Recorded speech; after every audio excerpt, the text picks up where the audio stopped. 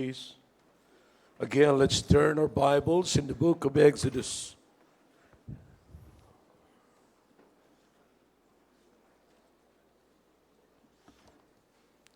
This is the continuation of the message this morning. Chapter 2 of the book of Exodus. All right, I hope you're with me now. Amen. All right.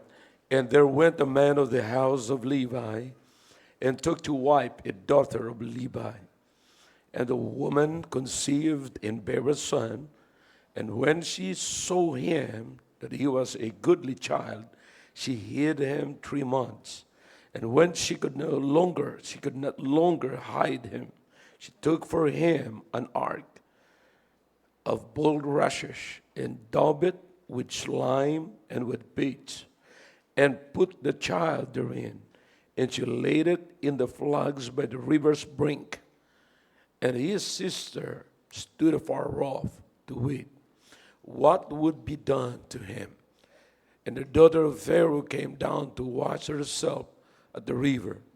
And her maidens walked along by the river's side. And when she saw the ark among the flags, she sent her maid to fetch it. And when she had opened it, she saw the child, and behold, the babe wept. And she had compassion on him, and said, This is one of the Hebrews' children. And said his sister to Pharaoh's daughter, Shall I go and call to thee a nurse of the Hebrew women, and that she may nurse the child for thee? And Pharaoh's daughter said to her, Go. And the maid went and called the child's mother. And Pharaoh's daughter said unto her, Take this child away and nurse it for me, and I will give thee thy wages. And the woman took the child and nursed it. And the child grew, and she brought him unto Pharaoh's daughter, and he became her son.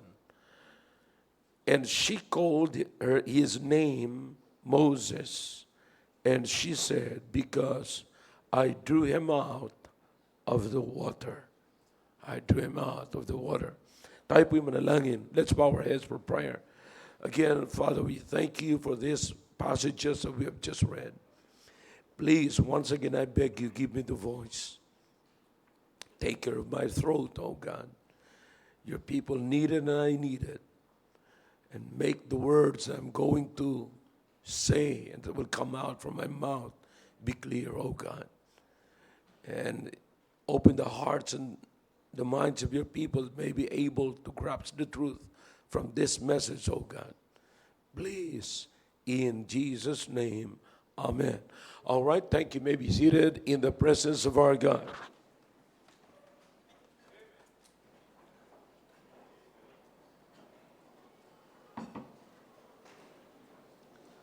Meron ako dito dalawang mugs.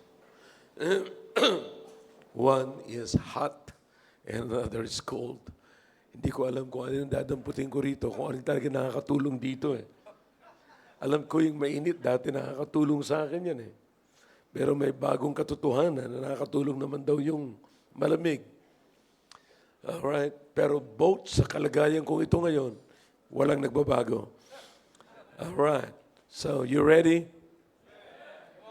So I hope you understand the message this morning and about the blessedness of being a mother, the blessings from the Lord, because it is exactly what the Bible says. Na the fruit of the womb is a reward.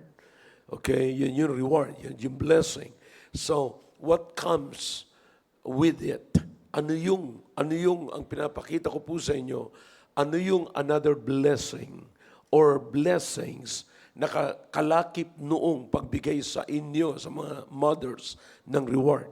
Nung kayo'y nakapanganak, meron kayong, that's God's reward for you. That's the fruit of the womb. Okay? Now, what comes with it? Ano yung kalakip po niyan? Okay? Now, sinabi ko po kaninang umaga, mga kapatid, na you'll birth a new skill. Noong nanganak ka, magmanganak ka rin na hindi lamang bata, kundi bagong skill. Amen? Hindi lamang actually skill, but skills. Marami kayong matututunan. You see, kaya nga sinasabi ko po, wag niyong, kayo mga bagong nanay, wag niyong sanayin ang sarili niyo na magpapaalaga kayo ng baby niyo kasi may layunin ang Diyos, hindi lamang sa bata, kundi sa inyo rin. Okay? You will learn a skill or skills. Akalain mo yung natutunan dito mga kapatid, yung nagawa ni Jochebed, yan yung nanay po ni, by the way, hindi ko nabanggit yan kanina umaga. Ang nanay, ang pangalan ng nanay ni Moses ay Jochebed. Okay? Jochebed. And yung kanyang tatay ay si Amram. Okay? And then, makikita niyo yung ginawa ni Jochebed, the mother of Moses, hindi niya pa ho yun na gagawa before she gave birth to Moses. You see? Pero akalain mo, nung panganak niya na si Moses, nagawa niya yung mga bagay na yon. So imagine kaninang tanghali, hindi ko pa rin ubos isipin kung paano niya naisip yung bulrushes and the slime and the pitch. You see? So para si Moses ay magkaroon ng box or ng ark na weatherproof, waterproof, heatproof, and oxygenated. Are you with me? Bo, I'm telling you, kakaiba po mga kapatid. Iniisip ko yung ark ni Noah, may bintana. Pero yung ark ni Moses, walang bintana. You see? At saka, ang alam ko mga kapatid, yung ark na tinatawag sa Bible ay malaki. But the ark of Moses wasn't big. Hindi po ganun kalaki, mga kapatid. See? And so that is exactly what happened, mga kapatid. You can be a blessing. I mean, you can be blessed for more skills na magagawa mo na dating hindi mo nagagawa. You see? Now, yun na lang magpalit ng lampin. Alam nyo ngayon, iba na nga ngayon eh. May mga pampers na kayo. You see? Alam natin dito mga kapatid, yung iba sa inyo, hindi kayo dumaan sa pampers. Dumaan kayo sa palo. Yeah, pagka umiiyak, tigil. You see? Ngayon, pagka umiiyak ang mga bata, parang ayaw ng paluin. Ayaw na nga pagsabihan eh. You see, ang pagpapatigil natin ng bata ngayon is, kung tawagin nila, psychology. You see, through psychology na puro na lamang bola-bola. Oh, sige, kaya mo yan. Gano'n lang. You see, now, wala na yung sinasabi natin sa bata, okay, kung wala kang dahilang umiyak, tumigil ka. See, because ang mga bata gusto lamang ng attention na ang buong maghapon ibibigay mo lamang sa kanya so that yung kanyang mga magulang ay parang ayaw niya ng pagtrabahuhin. Gusto magtrabaho na lang para sa kanya. And by the way, you got to be careful. Baka yung mga bata ay lalaki na buhos ang attention nyo sa kanila sapat lagi masasanay yung bata na kumukuha na lamang ng attention. You see? Kumukuha na lamang. Pag hindi mo napansin, ayun, magwawala na. See?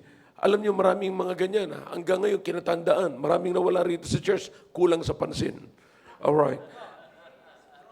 Kasi nasanay sila sa ganung klaseng buhay. And you'll see, mga kapatid, isa po yan sa mga nakikita natin na blessing sa mga nanay. Okay? Another one is that you're doing something. You are accomplishing the plan of God through your hands.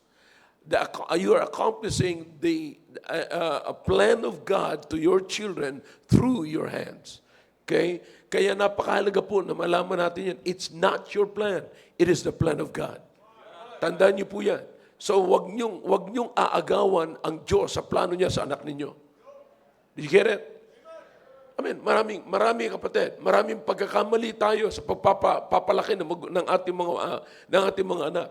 Lumalaki ang bata na minsan sa plano na lamang na magulang without the plan of God.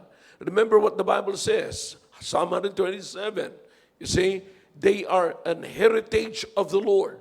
Heritage sila ng Diyos. Hindi mo heritage yan. Sila ay heritage ng Diyos. See? Kaya dapat makita natin pa rin yung plano ng Diyos sa buhay na tayong mga magulang ay ginagamit lamang ng Diyos para sa pagpapalaki o para ma-accomplish yung plano ng Diyos sa buhay ng bata. And then lastly, sa third point ko kanina, you will learn also that old ways work. Okay? Kaya kayong mga bata, kung meron kayong mga problema, tandaan nyo, yung bago nyo kung paano yung isolve ang problema nyo sa bagong pamamaraan na wala ang Diyos, may problema pa rin kayo. But ang pamamaraan ng Diyos ay napakaganda. By the way, yung palo na sinasabi ng Biblia, that's old ways.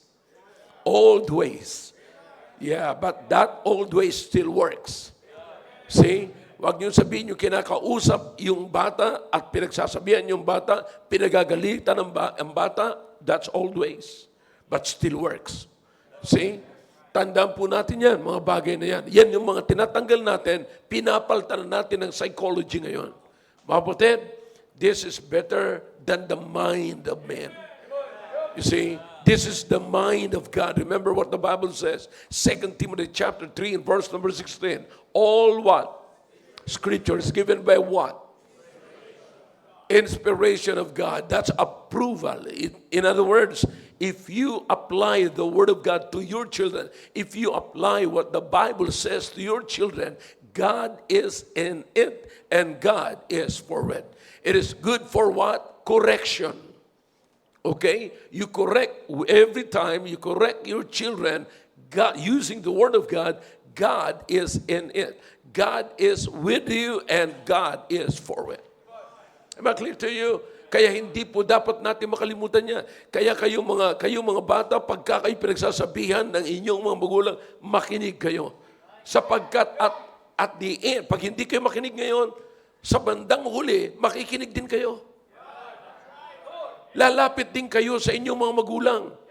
Wala kayong ibang pagtatanungan, wala kayong ibang pagkakanlungan. Ang kanlung nyo pa rin, pagkatapos ng inyong kapamakan o pag nasa kapama na kayo, magulang pa rin. Come on, talk back to me if you can. Somebody here can witness. Somebody here can stand up and say, yes, Pastor, that's true.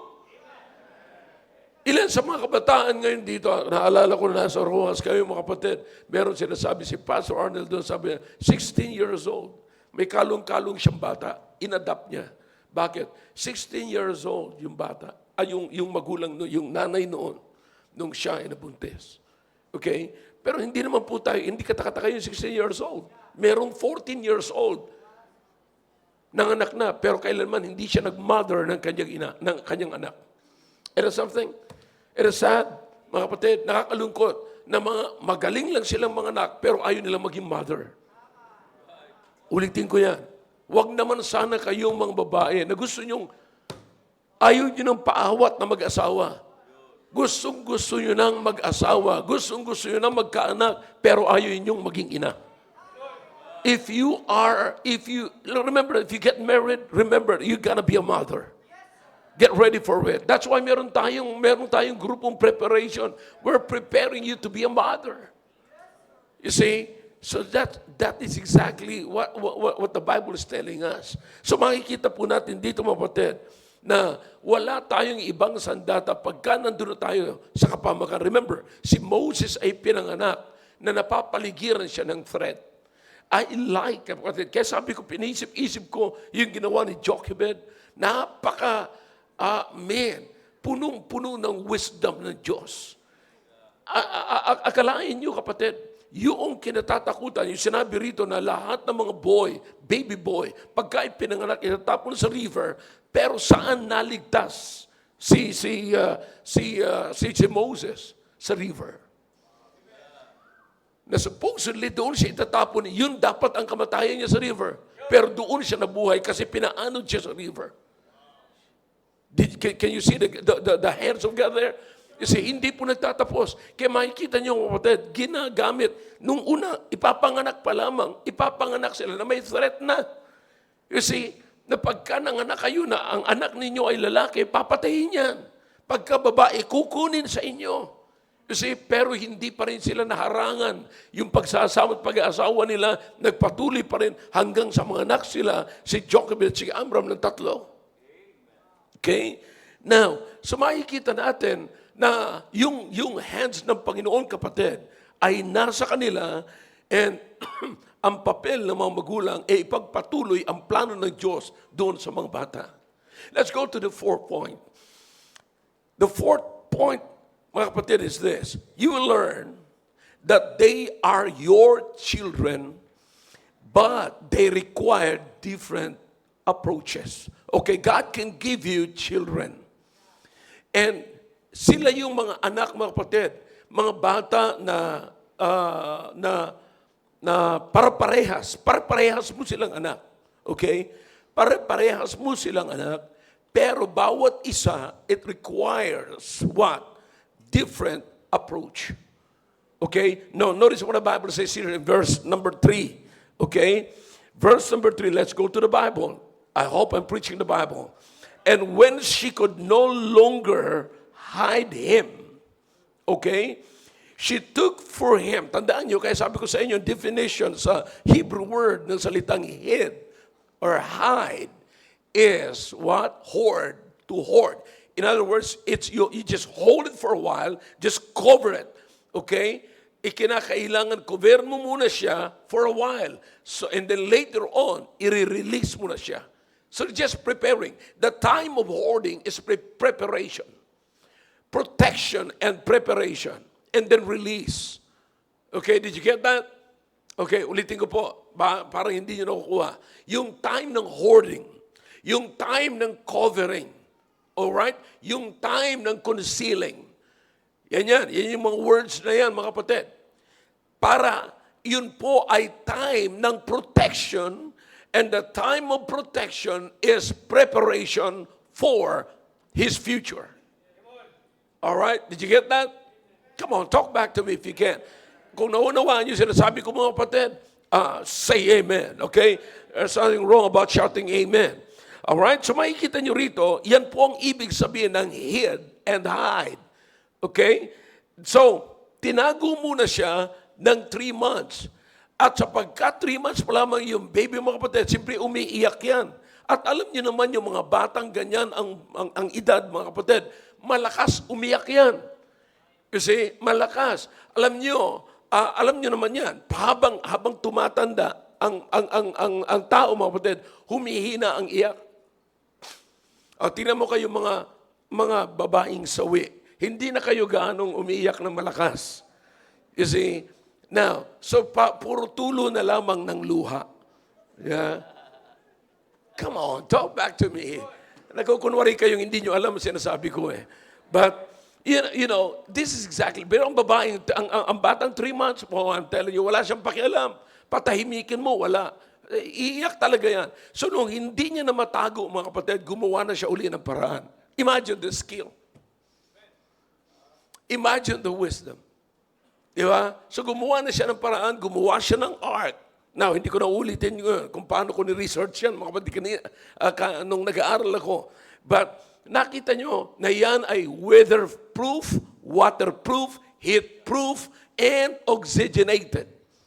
Okay? Now, so makikita nyo, sabi ng Biblia, I want you to focus your attention here.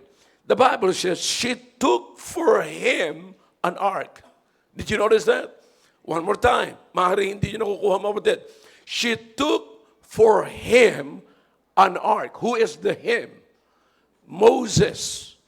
So, to understand carefully and to grasp the truth from this passage, kapatid, you have to understand that Moses is the youngest or was the youngest among 3 children. Okay? Doon sa kanyang mga kapatid, among the 3 brethren, mga kapatid, 3 sila mga kapatid. We have Aaron, Miriam, and Moses. Okay? Did you get that? Now, so siya ang the youngest, mga kapatid. Now, so, siya yung pinakambunso. And then the Bible says, the Bible didn't say, she took an ark for Aaron. And then for Miriam. And then for Moses. But the words here is very particular. Ano sabi? She took an ark for Moses. You see, sabi ko nga po sa inyo kanina, makikita po natin na maaring napakarami. Marami mga anak, marami kayong anak, pero parehas mo silang anak. Pero yung pag-treat mo sa kanila, pag-deal mo sa kanila, ay hindi parehas. Bagamat parehas sila'y magkakapatid, mga kapatid, pero may iba't ibang trato tayo sa kanila, pag-deal sa kanila, hindi parehas. You see, maybe ang isa dyan ay kinakailangan niya rin ng ark. You see, maaari yung isa dyan ay kinakailangan niya ng latigo. Maaari yung isa dyan ay hanggang kurot ka na lamang. Pero mga kapatid, alam po natin na ang isa dyan ay meron ding, you understand kung paano, mga kapatid, na pumasok ito lahat sa isipan ng nanay. Nakita niya. I'm telling you, yung iba sa inyo rito, lagi na lamang kayo nagko-compare doon sa anak niyong isa. Mabuti, sasabihin ng isa, mabuti pa yung isa mong anak eh. Mabuti pa yung isa mong kapatid. You see, sa harapan mismo ng kanyang anak, sasabihin niya yan. And I don't think it is good. Hindi maganda, mga kapatid, na yung anak mo, i-compare mo, harap-harapan doon sa kanyang kapatid.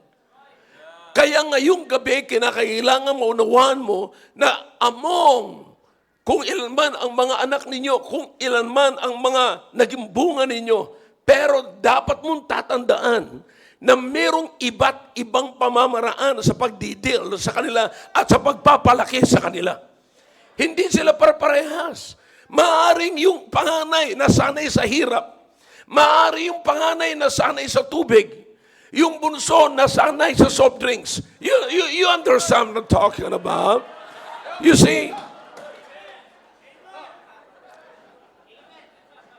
Naalala ko, mga kapatid, na nandun kami sa Rojas.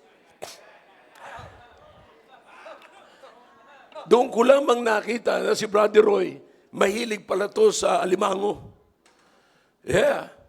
So, at doon ko rin natutunan, in fact, naririnig ko na to, na pupunta kami ng Mindanao, na pagka kumain ka ng alimango ng mga seafoods, alimango, sugpo, alimasag, talaba, ano pa yung isa?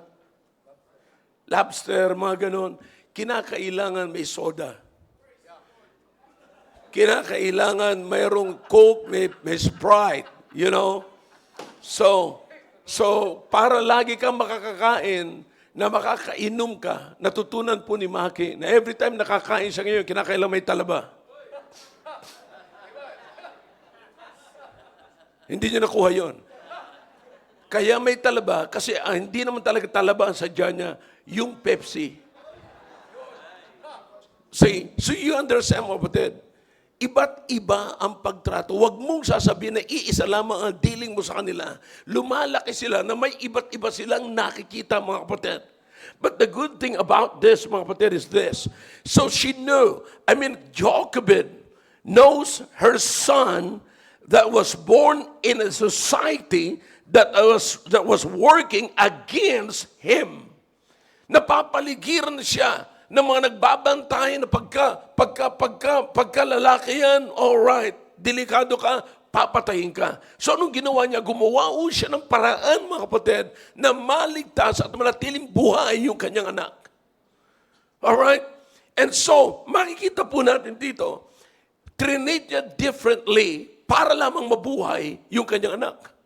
You understand? Minsan, mga kapatid, young people, makinig kayo ng mabuti. Minsan, may mga dealing sa inyo ang inyong mga gulang na hindi nyo nagugustuhan. But put this in your mind. Ano man ang i-deal niya at ano man pamamaraan kayo palaki ng inyong mga gulang para sa ikabubuhay nyo yun at ikagaganda ng iyong future sapagkat iniiwas kayo sa mga bagay na nakapaligid sa libutan against you or for your destruction. Maybe your parents are creating an ark for you. And you just don't realize it. An ark na may pormang pamalo. An ark na lagi na lamang kayong pagsasabihan. I don't know about you kung anong klaseng, anong dating sa inyo ng ark na ito, but this is very important. Listen, kaliwat, kanan, harap, likuran, lahat ay nakadesign against you. And think about kung anong ginagawa ng inyong mga magulang. They are creating something na babakuran kayo, kukuveran kayo for the meantime and later, that's for your protection and preparation for your future. Maaaring hindi nyo nagugustuhan yan, maaaring hindi nyo alam, maaaring magsisimula kayo i-compare. Bakit hindi mo naman yan ginawa kay kuya? Bakit hindi mo naman yan ginawa kay ate? Bakit ako lang ang ginaganito mo? Sapagkat ikaw lang ang nangangailangan ng ark. And be thankful to your parents she is or they are giving you and creating you and building you an ark. Because that is your protection and that's the only way for you to live. Wala nang ibang paraan para mabuhay ka.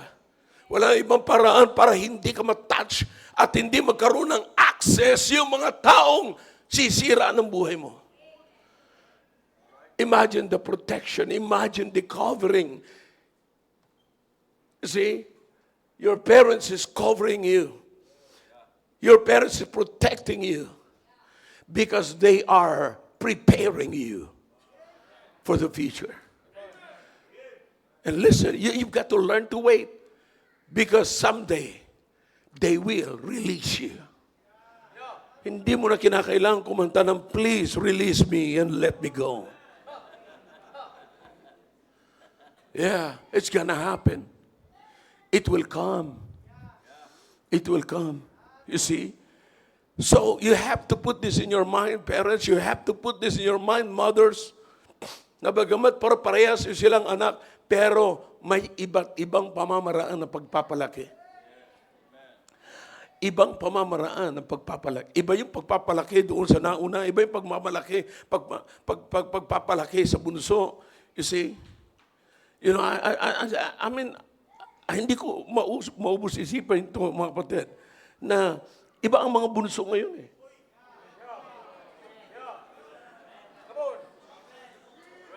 Maliban sa hindi na sila cute, pero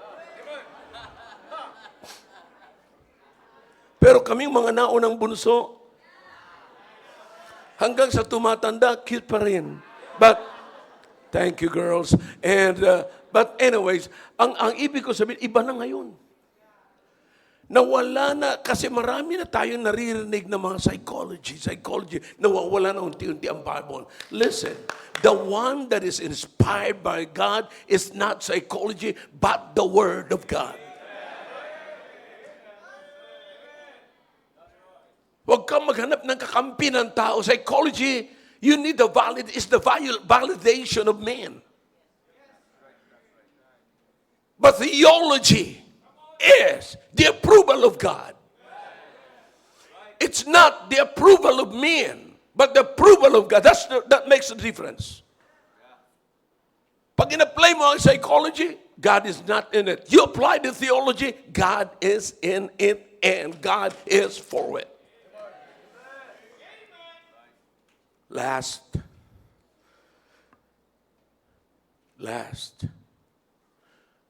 Okay, you will learn also that God, we understand that God assigned you. You are a parent. Not by accident, but on purpose. Hindi ka, mga kapatid, naging nanay, naging tatay by accident. But on purpose. Pinili ka ng Diyos. You're chosen by God and appointed by God. Again, just like what I've said this morning, it's not an accident. You're not a father. You're not a mother by accident, but by appointment. Minsan sasabihin lamang natin, mga kapatid, na alam mo, hindi ko naman yan gusto, pero hindi ko alam kung bakit kaming dalawa ang nagkatuluyan. Yeah, pag nakikita ko nga yan, naaasar ako eh. Yeah, parang yung mga naririnig natin, yung mga sinauna tulak ng bibig-kabig ng, yeah. So, lado pa nirbaryo rin ngayon. Yeah. But you see, mga kapatid, you see, God appointed you to take care of His plan.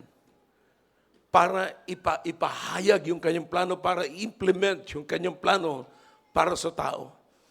Listen, lahat po tayo nanggaling sa mother, tandaan po natin yan. You may be a grandmother right now, pero nanggaling ka pa rin sa mother. Nanggaling ka pa rin sa mother. You see, now, what is this, mga kapatid? Bagamat tayo ay appointed by God, bagamat kayo ay appointed, yung mothers appointed by God, at tayo mga fathers is also appointed by God. But you listen to me, hindi tayo naging tatay by accident, hindi tayo naging nanay by accident, but tayo naka-assign sa ating mga anak. But you understand, you will learn also that in this message that God appoints other people. Because other people can be a help to save your child from the danger of this world. Now, think about this. Tingnan niyo mga kapatid ang plano ng Diyos. This is not a random. Grabe naman kung biglaan lang ang pangyayaring ito. At maliwanag ang sabi ng Biblia sa verse number, let's go back to chapter 2. Verse number 4. Are you with me? If you can put it to the screen, I appreciate that. Okay, here's what the Bible says in verse number 4. And his what? Sister stood afar off to wit what would be done to him. Ano ginagawa ang mga kapatid nung kanyang sister ni Moses? Ando lang sa may dulo. Naghihintay doon sa may brink ng sa may tabi ng ilog, mga kapatid. Back in those days, it's the culture of the women in the old days that before they go to bed, they'll go to the river to fresh themselves, to wash themselves. You know, it's a culture. So alam na niya na binabantayan niya na kung anong mangyayari sa kanyang kapatid. Hinihintay niya kung anong mangyayari. Alam niya na yung plano ng nanay niya. Alam niya na maaaring may mangyayaring dadaan dito. You see? Or, just maybe, baka pagka itinapon, nahuli at itinapon si Moses sa ilog na bata pa, baka pwede niya pang sagipin. And by the way, she works for Pharaoh's daughter. You see, maid siya ng anak ni Pharaoh. At alam niyo mga kapatid, tingnan niyo mabuti ang plano ng Diyos. Yung si Miriam ay maid ng anak ni Pharaoh. Na kung saan pumupunta yung anak ni Pharaoh ay kasama siya. Okay? And then, alam niya ang nangyayari sa kanyang kapatid. Kaya ang ginawa niya, binabantayan niya kung anong mangyayari. Nakabantay siya nung pumunta sa river, maaaring ito yung panahon na dadaan yung anak, yung kanyang kapatid, o ano man ang gagawin ng nanay niya. So binabantayan niya. And then may nakita ngayon na may umaanod na ark, mga kapatid. At nung nakita, kinuha ngayon, tingnan mo, sabi niya, meron dyan. Merong umaanod, merong ark, and then tingnan, kinuha nila, at nung kinuha nila, mga kapatid, binuksan. At nung binuksan, may umiiyak na bata. Okay? Nung umiiyak yung bata, kinuha yung bata at sabi nung anak ni Pharaoh, maaaring ito ay anak, isa sa mga anak ng Hebrew. Pero nakita niya na maganda, pogi kapatid yung bata. Maganda, a goodly child, sabi ng Biblia. And so, ang ginawa nila, kinuha, at ang tinanong kaagad siya ng kapatid ni Moses, ang sabi sa kanya, gusto mo ba maghanap tayo ng mag-aalaga sa kanya? Sapagkat alam niya na kung sino ang kukunin niya. Yung nanganak, mga kapatid, ng bata na yun kay Moses, ay siya pa rin mag-aalaga. Kapatid, sabi ko sa inyo, hindi aksidente ito. This is by appointment. And so, sabi niya, sige, kumuha ka. So, akalain mo mga kapatid, nung kumuha, dinala sa kanya yung nanay ni Moses, si Jochebed. At ang sabi pa ngayon ng anak ni Pharaoh, sige, alagaan mo to at babayaran pa kita.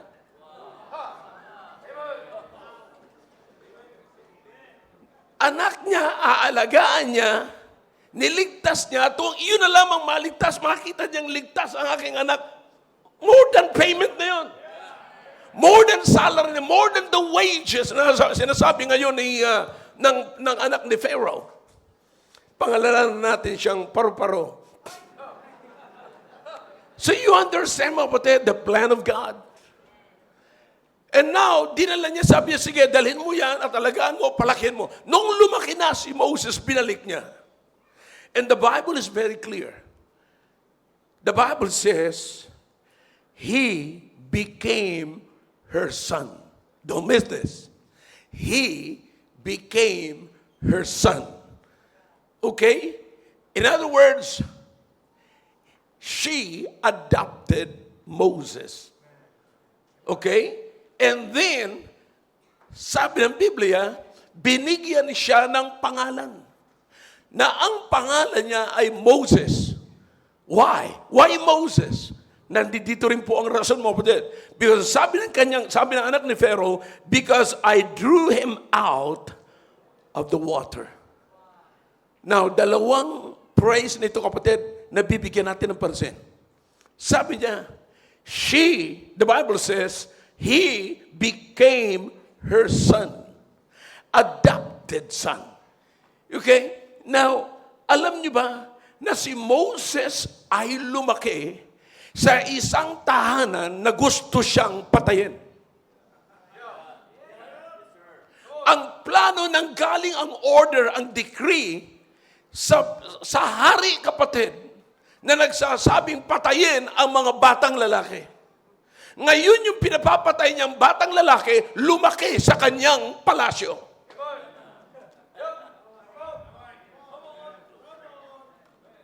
Notice that. Then why? The question is, why Pharaoh cannot kill him? Pharaoh cannot kill him now because he was adopted now into his family through his daughter. Now, let me ask you a question. Can you remember something similar to this? Come on, talk back to me if you can. Huh? Now, the Bible says, but as many as received Christ, to them God gave the power to become the sons of God. You see, Pharaoh's daughter is saving him from her daddy's wrath. Sapagkat galit, puot, at gustong ipapatay ni Pharaoh yung kanyang yung mga anak na lalaki, kapatid, this time hindi niya mapatay-patay si Moses sapagkat si Moses ay napuprotektahan ng kanyang anak. Kapatid, if this sounds familiar to you, shout amen.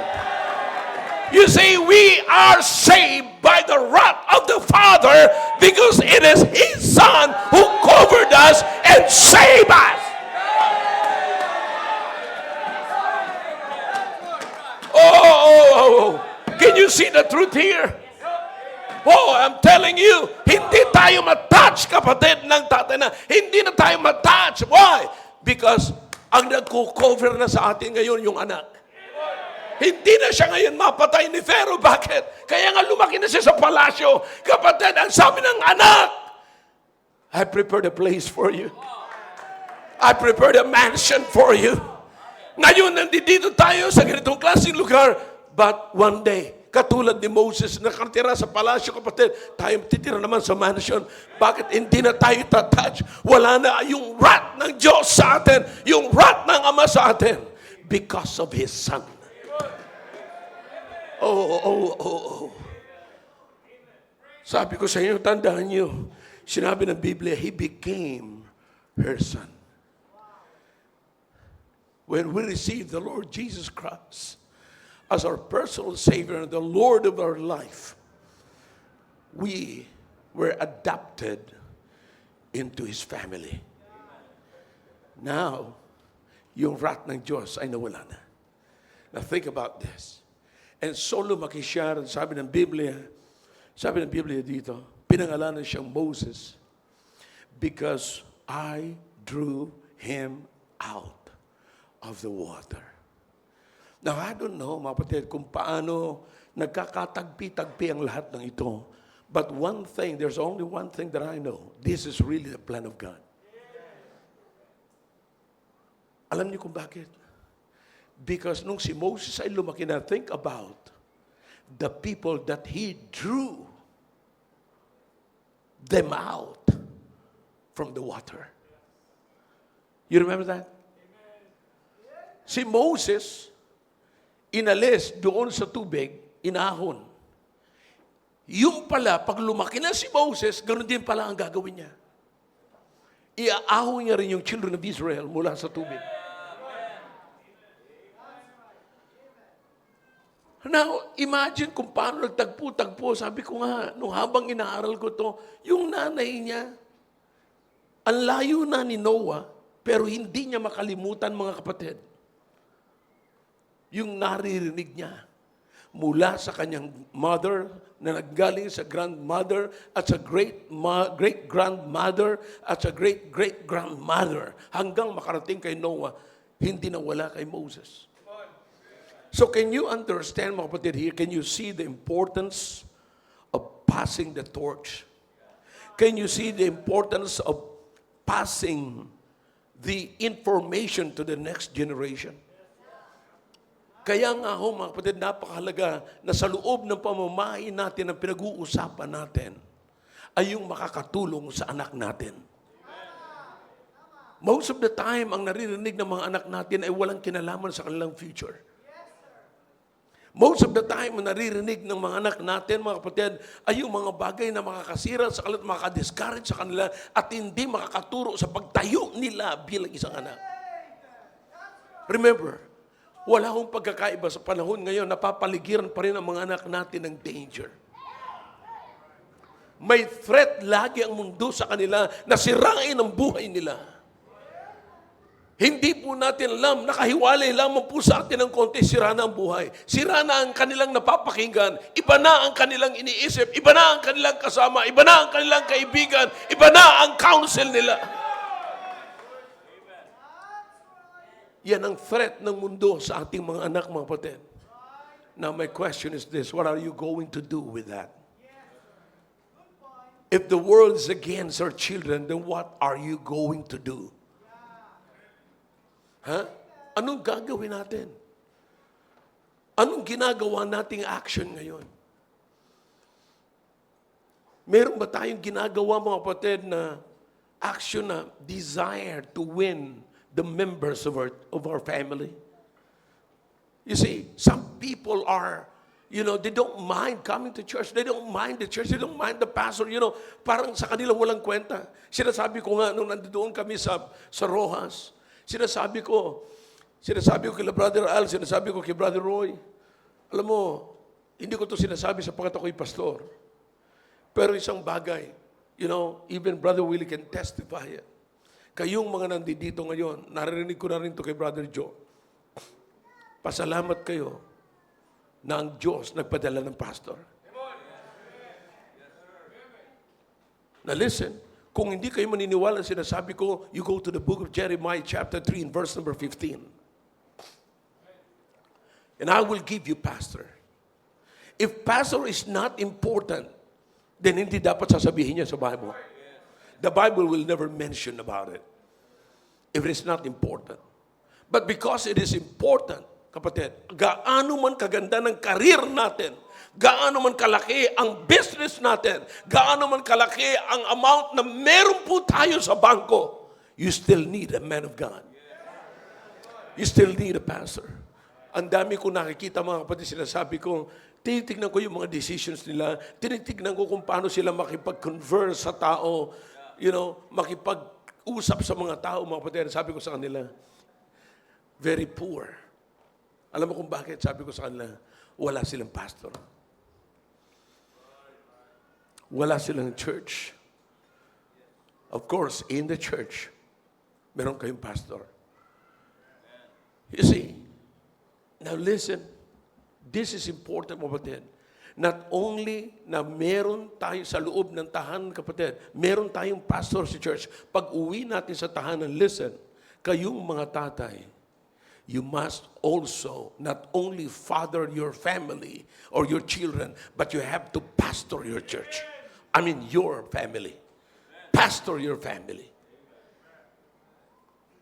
If you need to learn how to behave yourself in the house of God, you need also to behave yourself in your own house. See?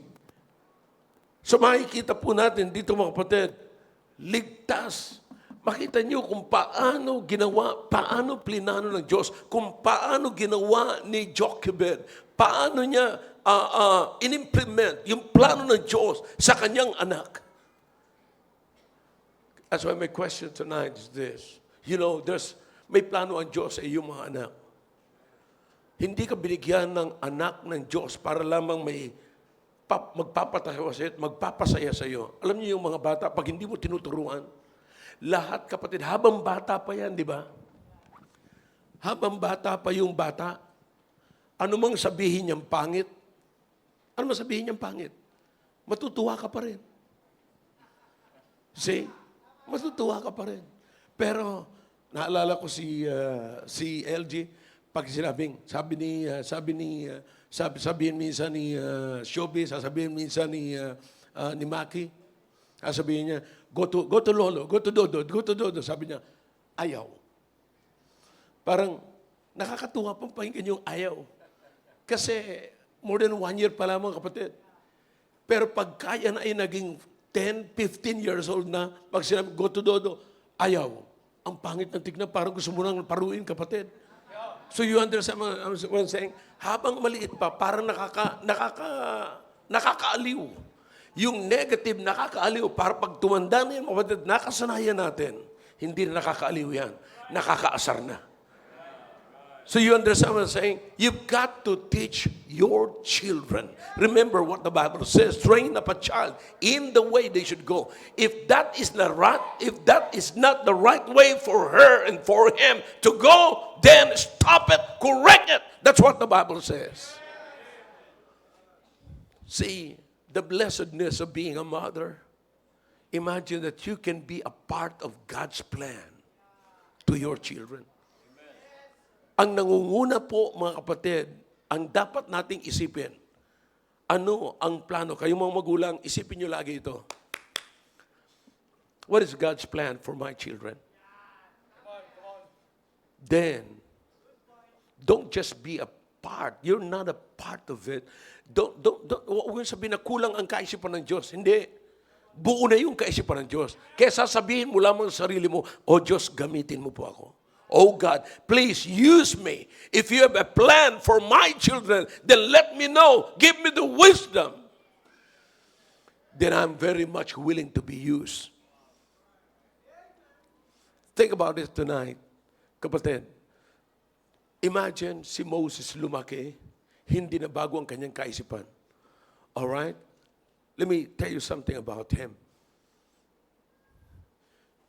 Pinalaki siya sa palasyo, tinuruan siya ng Egyptian culture. Tinuruan po siya, mga kapatid, kung paano siya magsalita ng Egyptian. Kumilos ng Egyptian. Pinakain siya ng Egyptian food. But you listen to me, nung lumaki na siya, binisita niya pa rin yung children of Israel. At nung nakita niya na sinasaktan ng Egyptian, yung children, one of the children of Israel, pinatay niya. You understand? Hindi siya pwedeng patayin ng kultura ng Egypt. Hindi siya nagpa-apekto kahit na lumaki siya sa palasyo, kahit you go to the book of Hebrews. And you'll find out, nasabi ng Biblia, mas pinili niya na mag-suffer with the affliction of to suffer the affliction with the people of God. At pinili niya ang affliction na kaysa kayamanan sa Egypt, kayamanan ng Egypt. Why is that? Sapagkat ang nanatili pa rin sa kanya, hindi po yung kultura, kundi yung bloodline ng isang anak ni Israel. I hope this is clear to you. Kapatid, here's the thing. Ang nakakalungkot, kapag tayo'y anak ng Diyos, pero hindi tayo makagalaw at makakilos ng isang kilos ng anak ng Diyos. We're affected by the threat of the world. Remember what the Bible says, love not the world, neither the... And because the love of the is not in Him. Anak ka ng Diyos, but think about that kung wala sa iyo ang love ng Ama. Anong nasa iyo? Samantalang inahon na po tayo doon. Protected na tayo ng ating adoption sa kanyang family. How about it tonight? Kapatid, ano yung, bilang isang mother, ano yung iniisip natin na natanggap na natin ngayon, na siyang nade-develop sa buhay natin ngayon? What did you learn from this? See, alam ko, kapatid, yung iba, nangangapa, sabi nila, nangangapa. Huwag naman sana mga nanay, kaya importante, kapatid, yung pag-pass down sa next generation ng information. This is the right thing that you should do. This is the right words na kinakailang sabihin mo. You see, withhold not correction. Kung kailangan ng correction, huwag mong i-withhold. It works, kapatid. These are the old ways, but still work.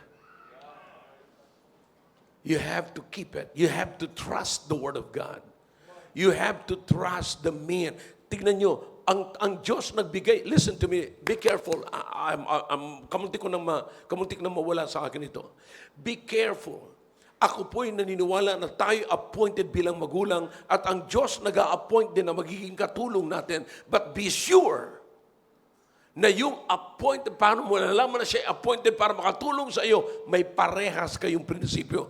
Think about this. Si Miriam, yung kapatid ni Moses, nag-iisip siya, kapatid, ng kaligtasan ni Moses, kaya binabantayan niya.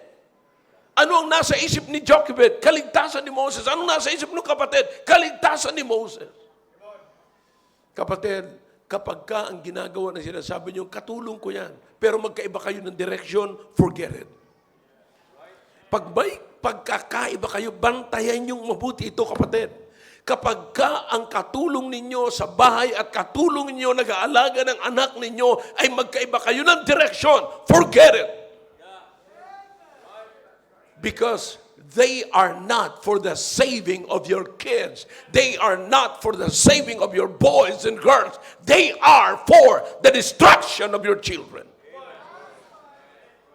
Maaaring hindi mo makita na di-destroy sila physically. Pero sasabihin ko sa inyo, unti-unting sinisira niya at itinatago sa kanya ang dapat niyang makita. Do you understand what I'm saying now? Itinatago sa kanya unti-unti ang dapat makita ng inyong anak. Mahalaga na makita. Kita mo kung nangyari kay Jochebed. Bakit madali siya nakaisip ng ark? Kasi ang lolo ng lolo niya ay gumawa ng ark. Hindi na itago sa kanya. Kung paano hindi tinago ng Diyos kay Moses. Kay Abraham. Yung dapat makita ni Abraham, ipinakita ng Diyos. Ganun din naman mga kapatid, huwag nating itago sa ating mga anak yung dapat nilang makita para may pamuhay po nila. I hope this message is clear, brethren. Brethren, think about this. Ano yung pinapakita natin? Huwag niyong tatanggalin sa isipan ninyo. Yung bang nakakatulong natin sa pag-raise ng ating anak is for their protection or for their destruction. You've got to keep this in your mind. Be careful. Baka mamaya, kapatid, hindi na natin maawat yan. Sa batang edad nila, sira na sila. Lalaki sila na ganito pala ang tao. Ganito pala dapat ang ugali ng tao. You see, wala silang nakita na pagpapalaki, nakakampi ang Diyos. Ang magandang mangyari mga kapatid, palakihin natin ang ating mga anak na nasa kanilang isipan, kakampi ko ang Diyos. Kasama ko ang Diyos. Ang Diyos ay nasa akin. Brethren, that's exactly what happened, kapatid. Alam nyo, hindi ko halos maubos isipin ito na nung lumaki si Moses, nung bata siya, inahon siya sa tubig. Nung lumaki siya, marami siyang inahon sa tubig. Think about that. Hindi niya makalimutan kung saan siya lumaki. Kapatid, ang sabi ni Solomon, train up a child in the way he should go. And when he is old, he will not depart from it. Same thing with Moses. That is exactly what happened to Moses. When he gets old, hindi niya makalimutan na nanggaling siya sa tubig. Kaya yun din ang ginawa niya. Marami siyang inahon sa tubig. I hope may matutunan po tayo sa mensaheng ito, mga kapatid. Listen, the blessedness of being a mother, but it touches the hearts of everyone here. It reaches to everyone's heart dito, mga kapatid. Napunta ito hindi lamang sa mga mothers, kundi sa lahat ng mga naririto ngayong gabi. Isipin po natin, see, we're protected by God.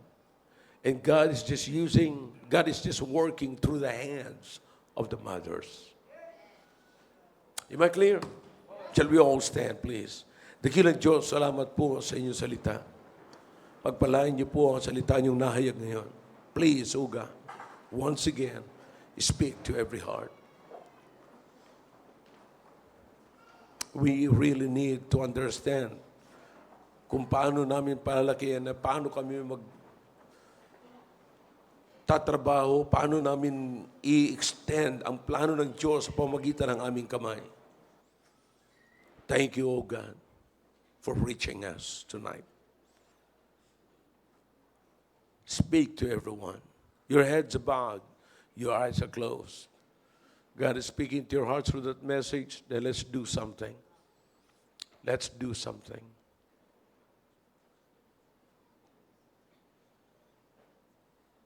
Let's come to the throne of God. Let's make business with God.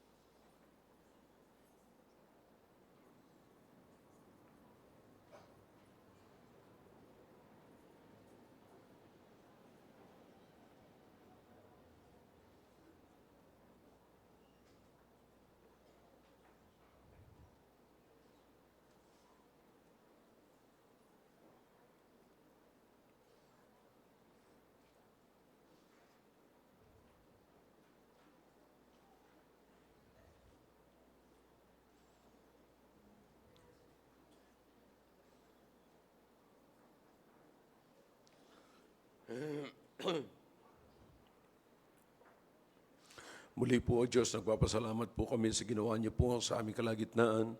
Salamat po, Panginoon, sa patuloy na paggabay niyo po sa amin through messages na naririnig po namin. Salamat sa pagdala niyo po sa amin ngayong gabi. O Diyos, now may ma-realize namin that we need counsel. And where there is multitude of counselors, there is safety. We need it, O God. Thank you for giving us your man. Thank you for giving us pastors, O God. Salamat na merong nagpapastor sa inyong mga anak. Thank you, O God, for giving us your word tonight. Nawa po'y ma-realize po namin hanggang sa dulo ng aming buhay. There's only one thing that will always ring into our ears and touch our hearts, O God, and that is your plan for our life. And that we might be your accessories, O God, for your plans. Pagpalain niyo po ang inyong mga anak.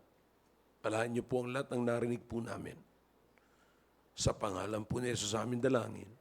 Amen. Amen. Amen. Back to your seats, please. Then, did you get something?